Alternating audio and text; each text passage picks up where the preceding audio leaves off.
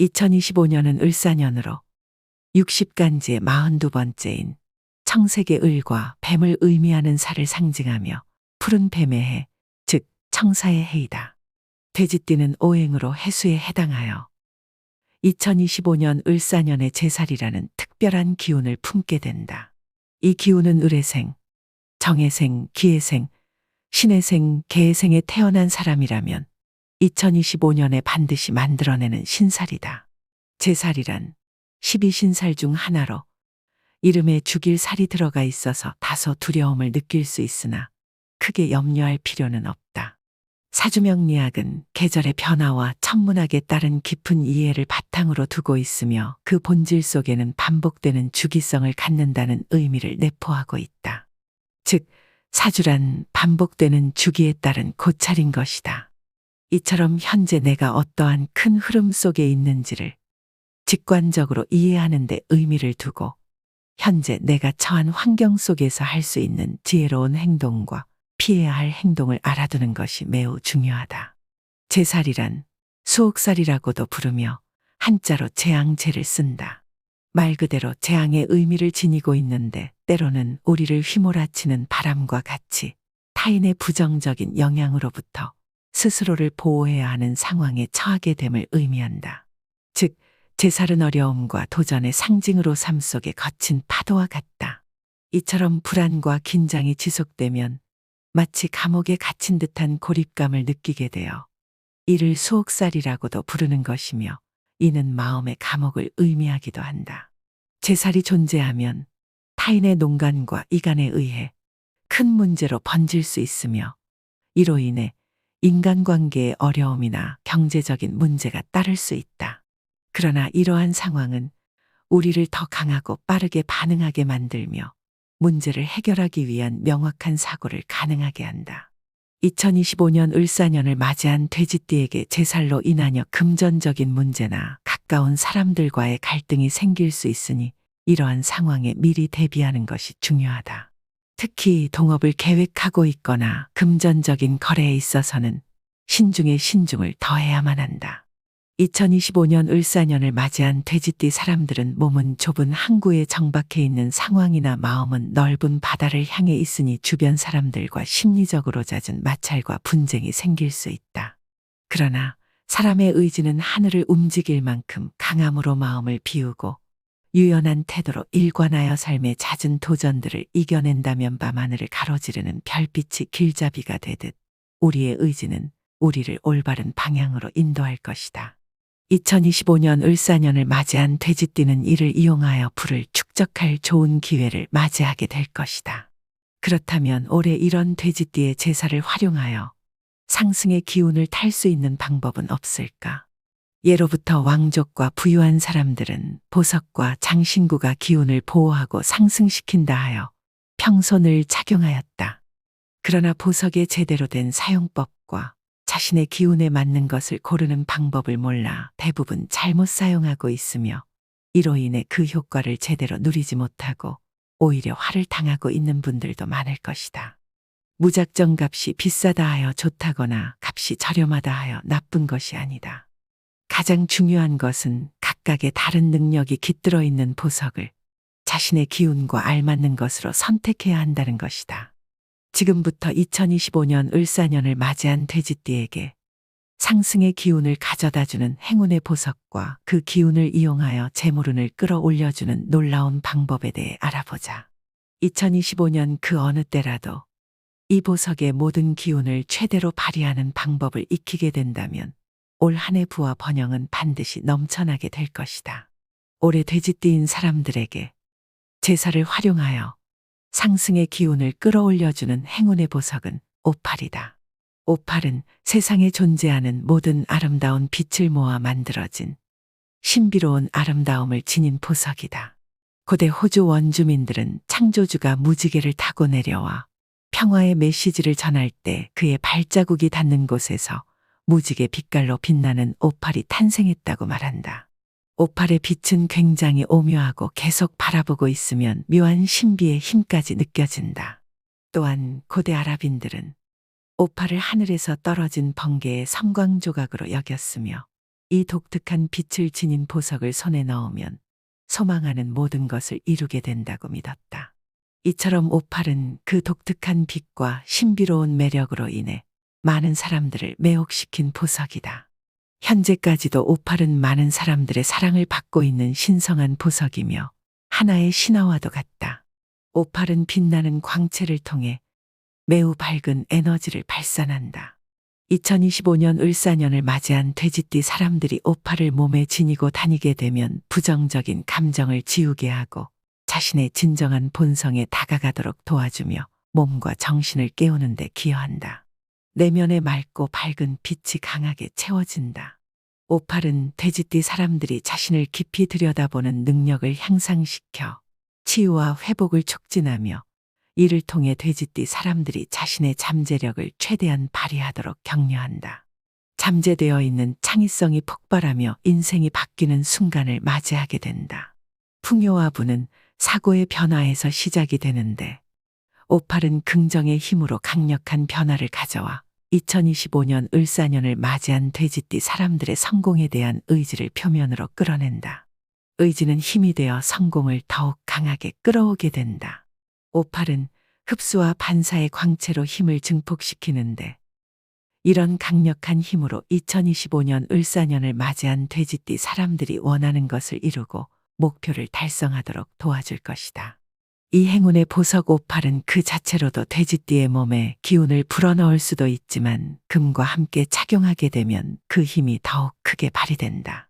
그렇다면 옛 기록들을 살펴보면 금을 태양과 같이 빛을 불어넣는 귀중한 장신구라 하여 자신의 기운을 상승시키고 보호하기 위해 늘 착용하고 다니셨다. 금은 단순히 물질적 가치를 넘어서 재물운과 건강운을 강화해주며 기와 운을 조화롭게 하는 풍수적 의미를 지니고 있었기 때문이다. 특히 반지나 목걸이, 귀걸이와 같은 장신구를 갑오로 여기시며 대를 이어 후손들에게 물려주는 것을 집안의 전통으로 삼기도 했다.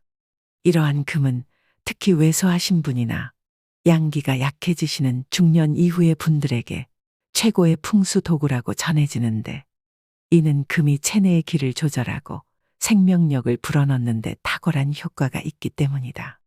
이 행운의 보석을 반지, 귀걸이, 목걸이로 활용하여 돼지띠의 약해진 기운을 강화하고 운을 상승시킬 수 있을까?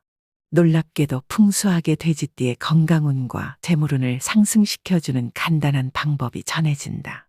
이 방법을 익힌다면 2025년 을사년에 큰 부를 축적할 수 있을 것이다. 첫 번째, 건강운을 살리는 반지 착용법이다. 예로부터 풍수학에서는 손은 인체의 축소판이라 여기며 손가락의 형태와 혈액순환의 정도를 통해 건강의 이상 징후를 읽어냈다. 이런 지혜는 현대 한의학에서도 그 가치를 인정받고 있다. 그러나 일상에서 매번 침술과 같은 치료를 자주 받는 것은 현실적으로 어려운 일이다.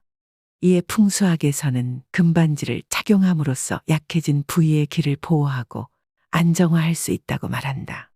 간이 약하여 늘 피곤하신 분, 심장이 약하여 혈액순환이 잘 되지 않으시는 분, 위와 장이 약하여 자주 체하고 속이 더부룩하신 분, 기관지가 약해 감기에 자주 걸리고 비염을 달고 사시는 분, 신장이 약하여 소변에 거품이 생기시는 분, 이러한 증상들을 가지고 계신 분들은 지금부터 알려드리는 반지 착용법을 통해 건강을 회복할 수 있을 것이다.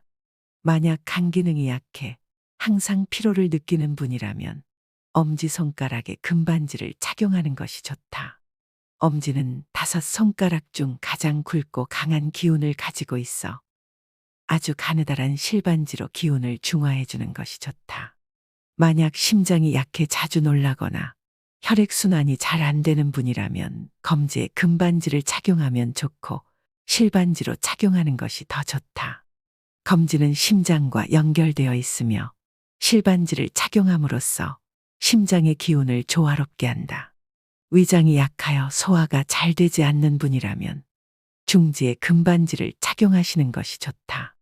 이 역시 실반지를 착용하는 것이 더 좋다.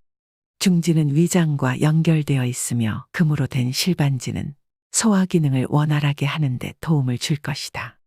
폐나 기관지가 약해 호흡기 질환을 달고 사시는 분이라면 약지에 금반지를 착용하면 좋다.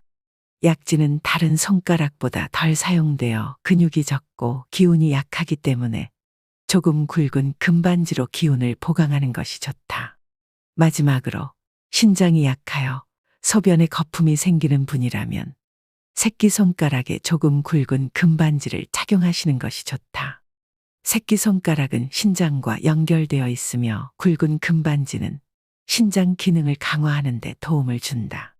이처럼 금반지를 착용하는 것은 풍수학적으로 건강을 도모하고 기운을 조화롭게 하는 데 큰 도움이 된다. 각 손가락에 맞는 금반지를 착용함으로써 우리는 자연의 기운을 끌어들이고 몸과 마음의 균형을 이루며 건강을 유지할 수 있다. 두 번째, 재물운의 상승을 위한 반지 착용법이다. 반지는 풍수학에서 중요한 의미를 가지며 긍정적인 기운을 불러일으키기 때문에 항상 착용하는 게 좋다. 이는 남자와 여자 모두에게 해당되는 이야기이다. 재물운의 상승을 위해 착용하는 반지의 경우 반지의 굵기보다는 반지가 가진 의미와 자신에게 맞는 기운을 더 중요하게 본다. 풍수학에서 손가락은 개인의 기와 운명에 깊은 영향을 미칠 수 있는 신체 부위로 여겨진다. 손가락으로 성취운을 판단하는 기준으로 사용되기도 한다. 특히 약지는 풍수학에서 중요한 의미를 지니는데 이는 약지가 모든 손가락의 근육과 연결되어 있어 다른 손가락의 움직임을 조화롭게 만드는 화합의 손가락으로 여겨지기 때문에 그러하다. 그래서 약지는 모든 기운이 모이는 곳이며 번영운과 재물운을 살려주는 곳이라 하는 것이다.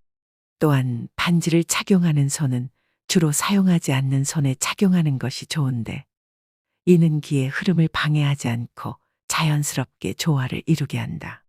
오른손잡이는 왼손에, 왼손잡이는 오른손에 반지를 착용하는 것이 바람직하다.